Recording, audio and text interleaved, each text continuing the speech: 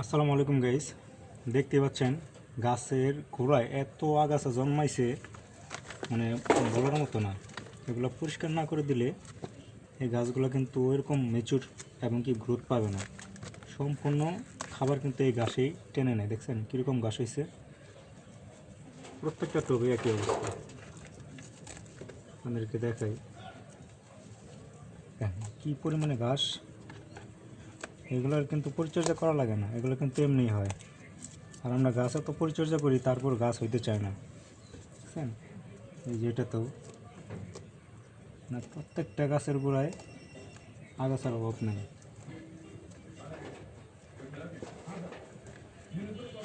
এটাতে তো আরও বেশি, যে দেখেন এটাতে কিন্তু আরও অনেক বেশি।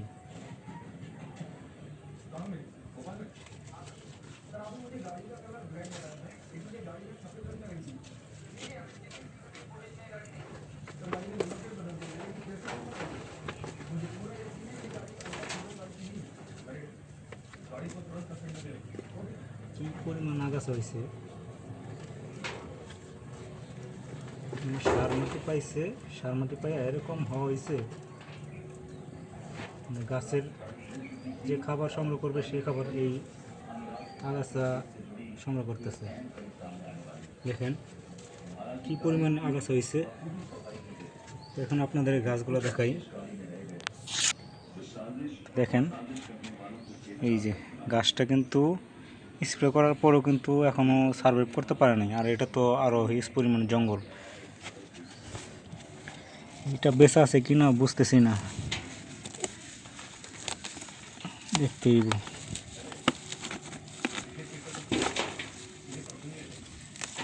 কি পরিমাণ জঙ্গল হয়েছে। মানে প্রত্যেক সপ্তাহে পরিষ্কার না করলে এই অবস্থা। বুঝছেন, গাছটা কিন্তু প্রায় মরার দিকেই।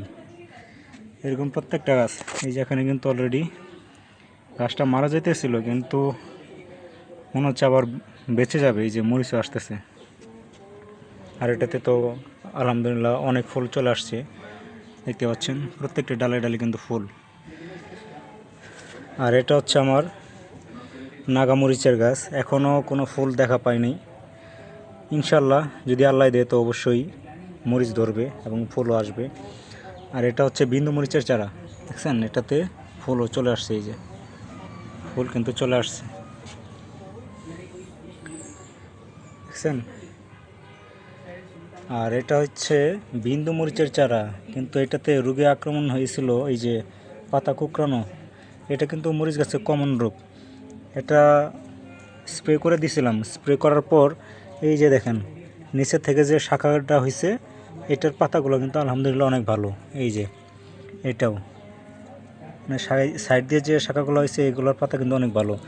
আর এই যেগুলো যে কুকড়াই গেছিলো যখন স্প্রে করে দিছিলাম, তারপর থেকে যে সাইড দিয়ে শাখা দিয়ে আবার গাছ গজাচ্ছে। তো ধন্যবাদ সবাইকে। যদি ভিডিওটি ভালো লাগে অবশ্যই লাইক, কমেন্ট এবং শেয়ার করবেন। আর চ্যানেলটি অবশ্যই সাবস্ক্রাইব করবেন। ধন্যবাদ সবাইকে।